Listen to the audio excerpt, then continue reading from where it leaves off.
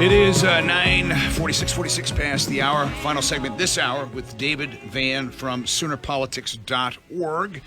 And you've mentioned a couple times your interest and or involvement with mental health issues. And I was asking you about that.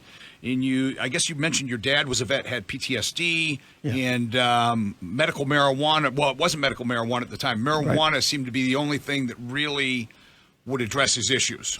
Well, yeah, the VA standard treatment is let's fill you full of benzodiazepine tranquilizers, and even though you're a zombie, they consider it success because you're not having flashbacks, or panic attacks.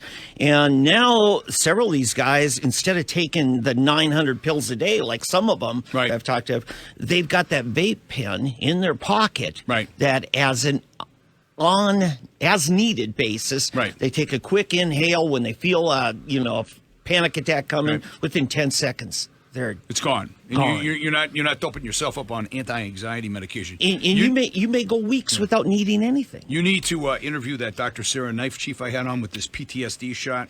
It's actually prolotherapy. I've gone for it twice since my operation.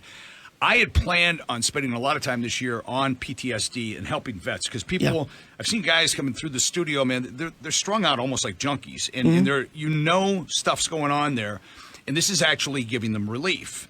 And prior to my my seizure and my accident, I've never been diagnosed with PTSD. I went for the shot, and it did help me sleep because I got sleep apnea. They had helped me there, but after this this incident, because I really traumatized, I gave a guy permission to saw my skull off, right? It's like, it's crazy, and I had 38 staples in my head. But that shot, boy, that's a lifesaver because it's nothing short of cathartic.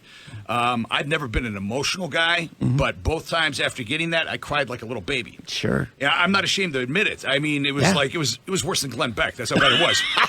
Tissue, please. But obviously, there's something bottled up in me that I got to release, and I felt much better, and I got a lot of sleep out of it too. And it's not marijuana, it's not pharmaceuticals, they're not doping you up. It's a shot that is giving people relief. And it's not just vets that have PTSD. I brought women on the program, Tara and Drew as well. There's traumatic events in your life can give you PTSD, like sawing off the back of your skull. So and now for me, it's all of a sudden it's like, wow, this is real. I wanted to do something this year, especially for vets. I just didn't want to become part of the club. I was telling you off air too, my dad had a similar procedure done. They took part of his skull off. He had a staph infection in his brain, but in that physiological shifting that goes on in your brain after any of that, you're going to have behavioral things you got to be prepared for. My dad had to take medicines for all kinds of things during that post-op time, but never before or since as he had to. So some of this is just transitional. Too. Some of it's temporary. Some of it's people say they've noticed a change in me, hopefully for the better. But that PTSD stuff is real. I was telling you about being at IHOP and a tray being dropped, and it was like, I'm on full alert, man. It's just like a total adrenaline dump. I mean, in the past, it would have bothered me, but not like this. But fortunately, I recognized what was going on, and didn't overreact. Back to the medical marijuana. You also mentioned recreational being on the ballot. You don't. The way you were sounding earlier, I don't think you think it's going to pass, but or is it being put there to have those people show up to benefit Kendra? Yeah, that's really in my mind when you look at Michelle Tilley, I believe is the name, and Ryan Kiesel, who are Democrat operatives at state level. They're bringing in out-of-state money to help push this. I mean, when you're hiring petition signature gatherers, that's a lot of money. How did you get that money? So I think the motive is to get the turnout on Election Day. Do you think we'll see recreational marijuana here in Oklahoma anytime soon? Do we want to be like Colorado? Well, I would hope, and several of the patients I've talked to, I've got a Facebook group of over 11,000 patients that I administrate, and they help each other. Because the doctors can't really say, here's what the FDA says to take. So they're helping each other, and it's working out great. It's Oklahoma MMA Facebook group. But the whole point of it is we've got to get the state past the fears, kind of like you were very helpful when you talked about your mother's pain management issues up in Pennsylvania and how it went great, and it didn't turn her into a pothead. No. It's not a gateway drug. In fact, it got her off of opioids. So there's good things happening there, and I think as the people in mass get over some of the reefer madness stuff, I think we're going to relook at prohibition at some point. Interesting. But how do we, if we go down that road, how do we prevent ourselves from becoming like Colorado? Because some of these states where they went full recreational, there's all sorts of new problems. Yeah. And even when we had medical marijuana here, it was so, the way it was done was so backwards. Law enforcement didn't know what they were supposed to do. The DA's office didn't know what they were supposed to do. It's just crazy. Yeah, and in talking to Chip Paul, the author of it, or the principal author, he, he did push it through pretty quick. He was naive in some of the language, and he admits some of the things were missing there. We're a lot different from Colorado, and we'll never be like Colorado. Part of it is because we aren't buying legalization through high taxation. And I would never support something like 807, which starts out with 15% excise tax plus another 9% sales tax. I'm not going to go for that. Is Chip opposed to 807? Absolutely is. Because of some of those reasons. Plus, doesn't this also undercut medical marijuana? Well, that's the fear. I don't know where they go on that. Not saying it's not legitimate there, but the patients, I ran a poll of my big Facebook group on Oklahoma MMA, and it was like, 20 to 1. Patients were saying, don't go for 807.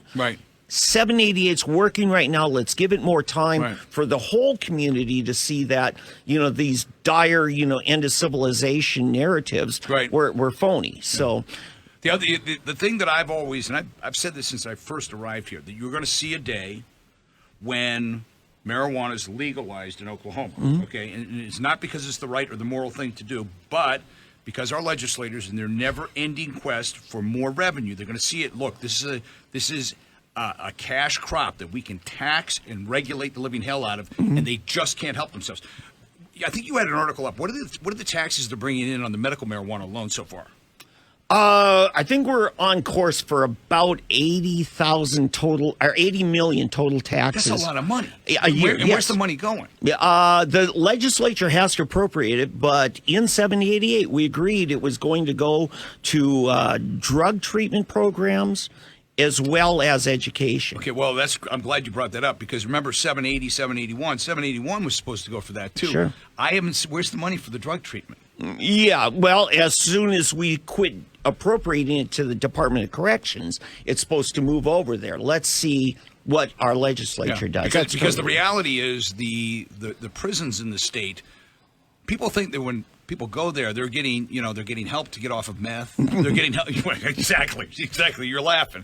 Or they're getting, continuing education, so they've got a skill when they come out. We're not doing that with the men or the women. Yeah. In fact, I had a town hall last month, and TJ Marty was saying, well, we've got another 150 or so that Stitt's going to do clemency for, but they're not quite ready to come out. And, the people at this meeting said, why aren't they ready?